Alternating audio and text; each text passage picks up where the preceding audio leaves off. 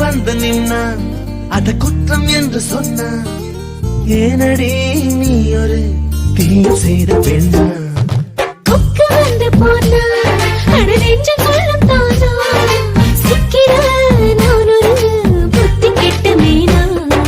முறுக்கு போலவே இருக்கும் காதுகள் கடிக்க தூண்டுதே அன்பே